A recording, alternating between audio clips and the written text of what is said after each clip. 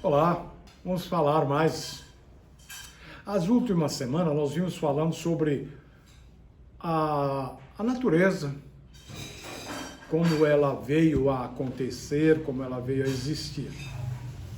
E nós usamos a expressão Semana da Criação, mas de fato só mencionamos 6 dias.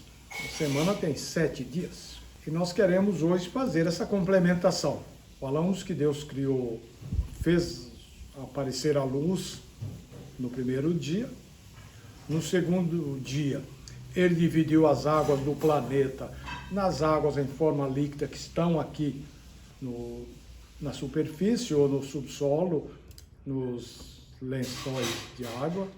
No terceiro dia, ele criou plantas, árvores, o reino vegetal.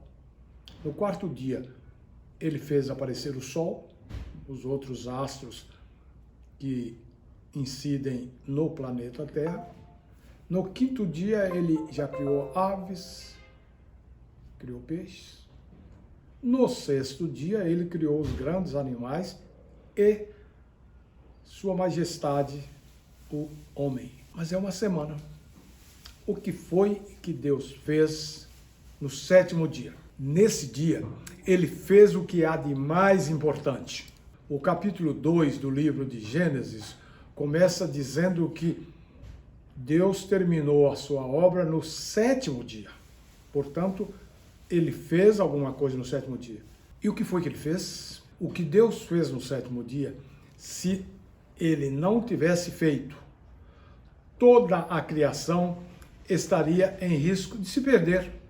Aproveitamos essa realidade do que Deus fez no sétimo dia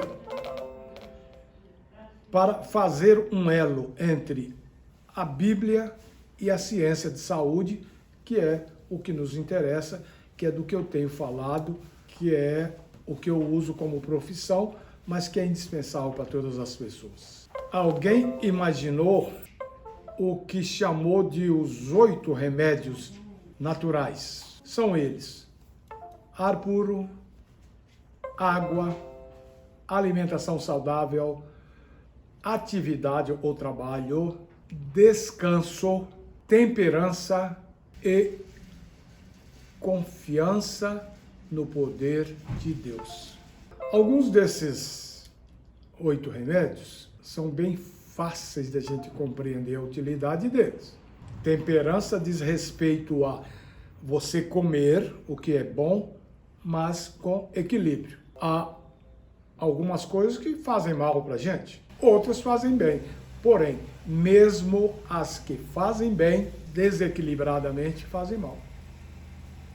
Ainda hoje alguém falou aqui em casa que uma mulher morreu de tanto beber água. Ela bebeu 25 litros d'água, 10 litros d'água em 25 minutos. Uma coisa assim exagerada, um absurdo. Mas no contexto do que estamos falando, a gente quer falar mesmo do descanso. Há algumas pessoas que não trabalham. Não trabalham por uma questão de idade, novo demais ou velho demais. Outros porque são doentes. E há os que não trabalham que são preguiçosos mesmo. Mas uma coisa todos fazem. Todos precisam fazer: descansar. Milhares de anos antes de Chaplin vaticinar que não sois máquinas, homens é o que sois, milhares de anos antes, o Criador já havia designado um período regular de descanso. 2.500 anos mais tarde, ele repetiu esse preceito, esse regulamento, através de Moisés, na região do Sinai, quando ele deu uma lei, incluindo um mandamento para descanso. E é digno de nota que ele mandou escrever em pedra. A durabilidade da pedra é muito grande e, dependendo da pedra, ela é mesmo indestrutível. Ela é incorruptível. Então ele mandou escrever em pedra. Pedra, inclusive, é símbolo de perpetuidade, perenidade, eternidade.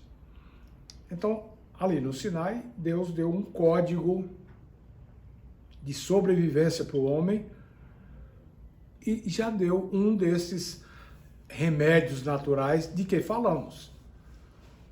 O descanso. Ninguém vive sem descansar.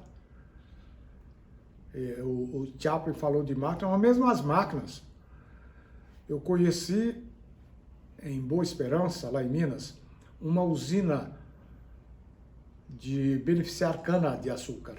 Na safra, eles compram caminhões novos e quando termina a safra, eles praticamente doam os caminhões, vendem por qualquer preço, porque o caminhão não vale mais nada.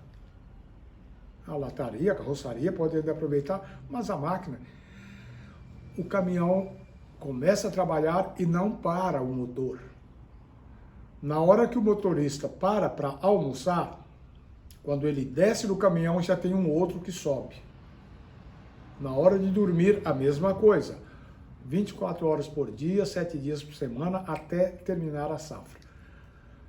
Os caminhões não valem mais nada. De fato, mesmo máquinas precisam de manutenção e descanso. E Deus levou isso tão a sério que ele não só disse que o homem tem que parar de trabalhar. Ele disse, lá naquele texto que eu citei, do capítulo 2 do Gênesis, ele disse que era para descansar e santificar.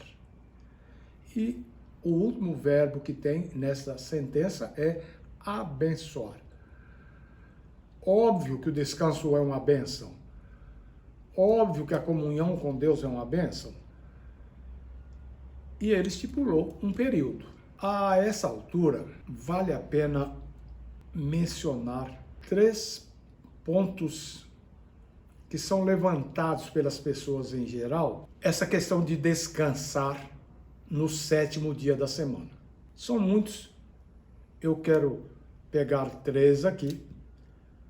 O primeiro é as pessoas que têm alguma religião, que praticam alguma religião.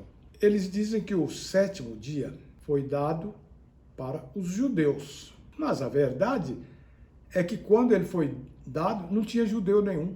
Como falei, Moisés viveu no 16º século antes de Cristo. E esse mandamento do descanso tinha sido dado na semana da criação. Foi a 7ª obra, o descanso. Então, não é válido dizer o dia de descanso, o dia sabático, o dia de sábado, é para os judeus. Foi dado para os judeus? Não, foi dado antes dos judeus. E quando ele foi dado no Sinai, sim, foi para os judeus. Mas Deus ia dar para quem sua lei? Para aquele que ele escolheu como seu povo? Ou para os fenícios, para os egípcios, para os filisteus? Ele ia dar exatamente para o seu povo. O segundo ponto é que há quem creia que os dias da criação, na verdade, não são dias de 24 horas. São 1000 anos. Alguns acham até que é 7.000 anos. E eu já mencionei aqui uma conversa que eu tive com um rabino num cruzeiro, porque ele cria isso. E eu fiz ele entender que não tem nem na literatura sagrada, nem fora dela, respaldo para essa ideia. Imagina se Deus criou as plantas no 3º dia. No 4º dia, ele já trouxe à existência a presença do sol, porque planta não vive sem luz solar, sem calor solar. Imagina se fosse 1000 dias, que planta ia sobreviver? Já falei disso. Agora aplico o mesmo raciocínio. Se Deus tivesse mandado o homem trabalhar e só depois de 1000 dias é que ele ia descansar. Uma brincadeira, né? Nem piada se utiliza de um raciocínio deste. Quando Deus fala em dia, ele está falando de 24 horas. Então, o dia da criação é dia de 24 horas, conforme a expressão em hebraico que está lá. Bem, o terceiro ponto envolve a questão científica que eu quis mencionar. De 1960 para cá, fala-se muito num ramo novo da biologia, que é a cronobiologia. Ela estuda os chamados ciclos. Tem o ciclo cardiano, ou circadiano, que é o que acontece nas 24 horas. Você dorme, acorda, trabalha, descansa. Essa alternância de atividades e de reações no próprio corpo que obedecem o ciclo cardiano ou o relógio biológico, como outros gostam de falar. Mas encontrou-se também o que se chama de ciclo septadiano, ou septacardiano. Desde das algas até o Homo sapiens passam por alterações metabólicas dependendo desse ciclo que se fecha a cada 7 dias.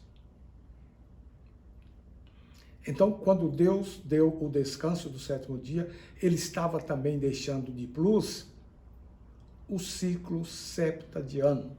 Essas informações você encontra na internet, não precisa ser cientista, como eu também não sou. Isso tem na internet, procura por septadiano. E se você não quiser ir lá, presta atenção. A cada 7 dias, a Lua muda de fase. Não é verdade? Crescente, cheia, minguante, nova, crescente, cheia, minguante.